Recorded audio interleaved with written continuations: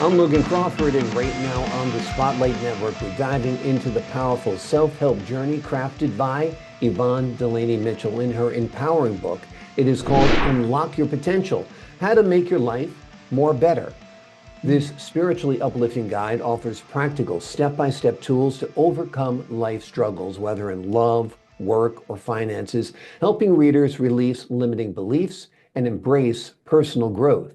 With relatable stories, transformative insights, and a touch of humor, this book is your key to a more fulfilling and stress-free life.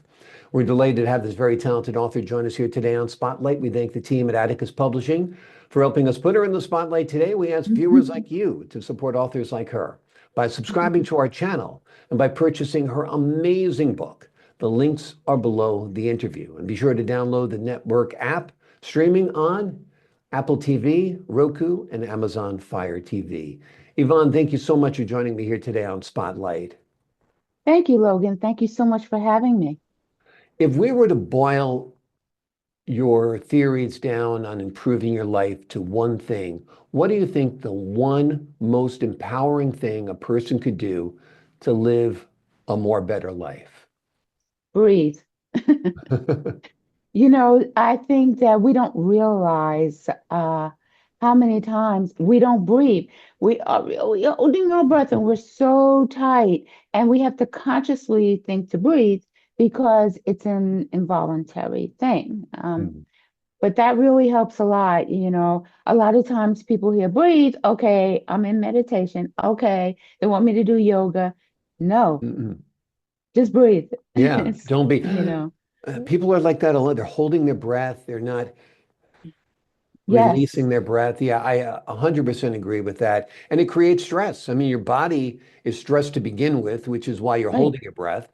Now you're not getting the life source that you need, oxygen, and you're skyrocketing your blood pressure. You're putting stress on your whole body. Absolutely. Yeah, Absolutely. And we need the breath and the air to make our blood circulate throughout our body. And once the blood gets going, I mean, it makes a world of difference. exactly. Let's talk Yeah. about limiting beliefs. Uh, They are the brakes to any progress you could possibly make. How do we release those limiting beliefs? well, I tell you, Logan, I started on my journey wanting to do something sure what that one thing was. And I just started listening to these webinars. And one of my favorites, I think one of the first ones I really listened to was Sonia Riccardi. Mhm. And she was the one who started talking about limiting beliefs. I didn't even know the concept or limiting beliefs, like what's that? And she went through the steps and she started breaking things down. And when you think about the things that hold you back in life, it's and this kind of even it segues into Dr. Bob Proctor, who just passed away not too long ago. And he would talk about the paradigm. And before we're even born, our environment, it forms the way we think, the way we feel, and our habits. Mhm. And when we realize what these things are that are holding us back, we're not even conscious of. Mhm. Um, Once you recognize that, and then my other favorite is Mary Morrissey, who says you have to notice your thoughts. What are you thinking? What are you thinking right now, Logan? Okay, you don't Yeah. have to answer that question, but I'm just saying. Yeah. When you think about what you're thinking, you can change your thought, and that can change your behavior, and that changes the way you feel. So it's all kind of like a little rippling um, effect on you. Yeah. So once I started, kind of realizing that, which kind of, and I tell you, we could go on for a very long Yeah. time, so I won't tell you.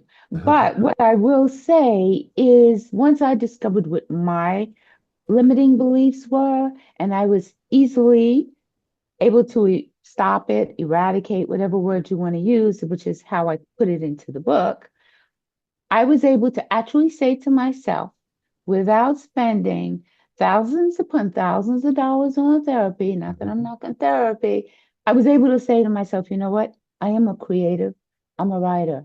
Mhm. And once I recognized that and seep that in, it's like my whole life got so much better. Yeah. You do have to believe in yourself first before others Yeah, will believe in you.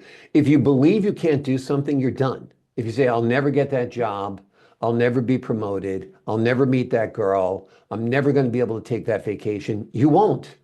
But if you say you you won't. can do it, you will find a way to get it done. Your brain will be Right. working even if you're not, right? Right. And the reason why we say, I can't do it, our environment, somebody told us we could, Yeah. we saw a situation where it says that is just impossible, and then we internalize it. Yeah. And, I saw an interview with Michael Imperiali, who Hmm. was Christopher Musanti on Hmm. The Sopranos. Yeah. And the last question that was posed to him was, you know, going back, if you could change one thing, what would it be?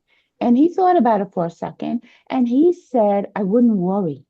He said, Hmm. the things that I worried about, either one, never happened, Yeah. or two, it didn't turn out that way. It was like, it was so much better. It wasn't as bad as it was.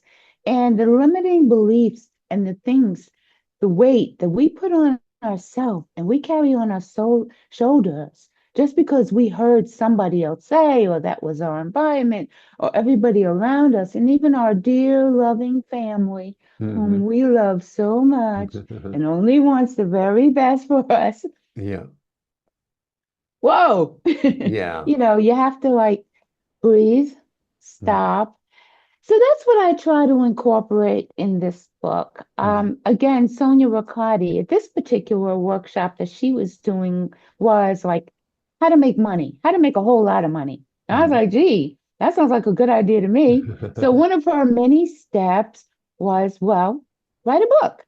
And she Hmm. told her story about how she wrote a book in 2 weeks. She sat down, she just wrote this book, and boom, it's still popular today. Hmm. Um, I like to thank Michael Graces. I think writing is my gift. Uh, so I said, I'm going to write a book. Hmm. And I sat down and I wrote this book. And by the way, let me say that in preparation for being on your show, I've watched many of your other series. And I love every single author that you've had on your show. At the end of the interview, I wanted to run out and buy their book. I thought it was fascinating. And I really have a lot of respect for people who write novels because they develop these characters and these scenes. And I'm a writer, but I haven't elevated myself, or I won't even say that. I just haven't had time. Hmm. I live in New York City. I Yeah. have not had time to sit down and write a novel. But in this book, I'm the character. And I could tell you about myself, my experiences, and the other characters in the book are other people and situations that could be you. It could be anybody. And that's what makes it relatable and into this story. So that's what I write. That's how I write. And Sonia said, sit down and write a book. So I sat down and I wrote this book. And I wrote it from the perspective of one, I'm a humanitarian. Hmm. And part of being a humanitarian, I think, is having compassion. And so I want to take all that I've learned and that I know and put it into a story, into a book that's going to help uh, other people. I think the marketing gurus would chastise me because I didn't have a targeted audience, Hmm. that I'm writing for specific people. This is for any, I'm a humanitarian. This is for Yeah. anybody who can get something out of it to just want to make their life more better, Yeah. I like to say. Well, I like that, and I think it will help people's lives become more better. And you're not only a writer, you've got vast and deep business background as well. You've worked for top companies I have. across America, right? Yes, I have. Yes, I have. And which was great and exhilarating experience. And I love it. I love big business. I like the way it functions and it moves. The only problem is I never fit in. Mhm. I'm somewhat of a contrarian, Mhm. as I've been told. And so I'm always looking at things. I understand the business sense and the Hmm. business mind and the goal, but I always have a different way of doing things. One particular job, I learned so much. I loved it. But everybody walked around with a scowl on their face. I'm very serious. And I'm like my life is kind of okay. I'm married, I got a great kid, yeah, but it's okay. Why can't I be happy? Why do I have to walk around with a scowl? And one day, one of the senior people, we were passing, and I smiled, and he didn't even notice me. He just looked. Hmm. And then when I walked past, I was like, oh my God, thank God. He didn't look up at me and see me smiling, like, oh, Yeah. that would have been terrible. So Yeah. anyway, that was just one experience. I never fit Right. in.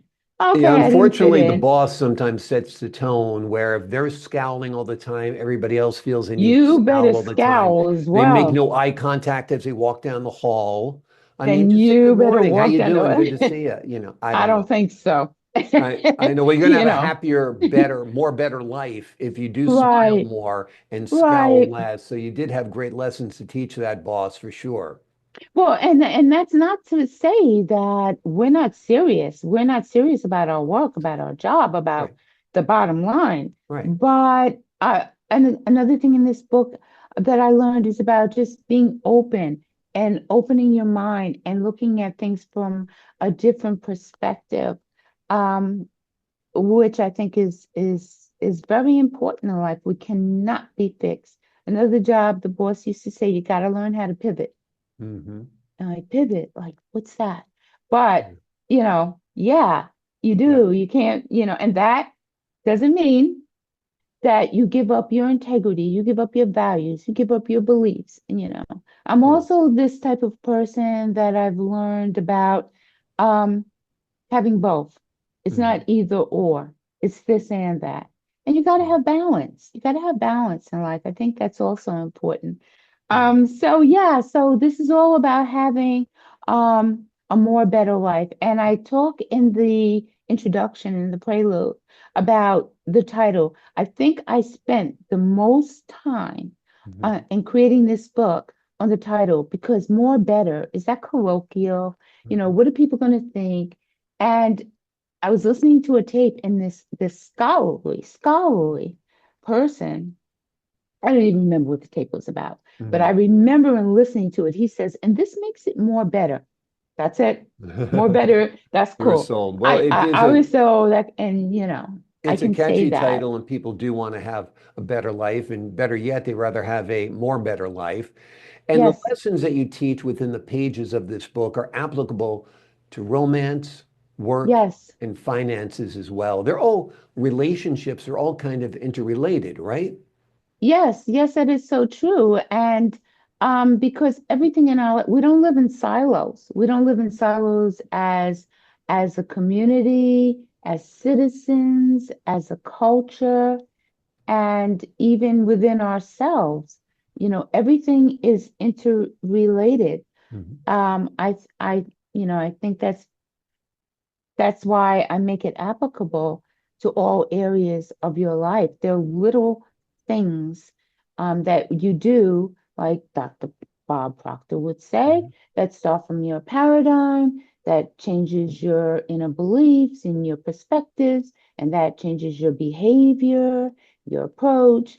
And I didn't, like I said, I'm a gifted writer. I'm very thankful. You give me a word, I'll give you three or four paragraphs. Mhm. We can go on and on.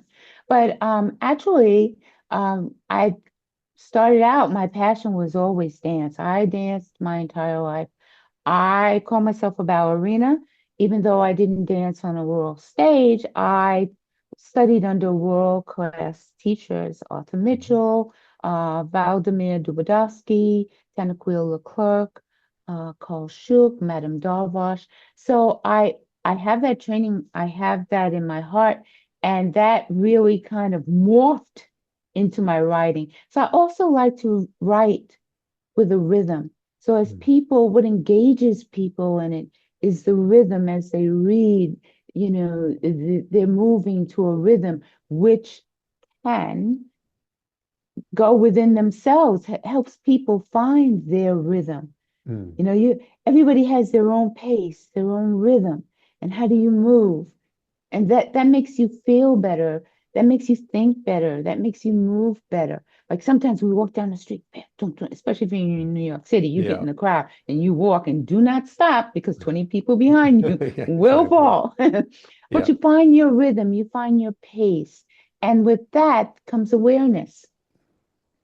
And with awareness, you notice your thoughts. And when Mm. these limiting beliefs and these thoughts start to creep in, it's your rhythm and your flow and how you think that makes you stop. I don't like that thought. I'm not going to go on down the rabbit hole. Hmm. You know, it's like I said, we wake up in the morning, we don't want to say, gee, today I think I'll feel miserable. Who says that? Exactly. But Hopefully people do in a nobody. way, and the most important Yeah. conversation you have with anybody all day is the conversation that you have with yourself. We're unfortunately out of time. Your insights and your Um, wisdom are great. Fortunately, the folks at home can learn more about what you have to say by buying and reading this wonderful book. It is called Unlock Your Potential: How to Make Your Life More Better. It is a spiritually uplifting guide that offers practical step-by-step tools to overcome life struggles, whether they are in love, in work, or in finances. This book will help readers let go of those limiting beliefs and embrace personal growth. It's a delightful book. It's a delightful read. It'll change your perspective. And a self-help book like this, it's just the book you need to give yourself a pep talk to get it done. yes, Yvonne, absolutely. thank you so much for joining me here Thank today you, on Logan. Spotlight. Thank you so much. It's been a pleasure. Thank you. Pleasure's been all mine. To the folks at home, I'm Logan Crawford, thanking you for your time this time until next time on Spotlight.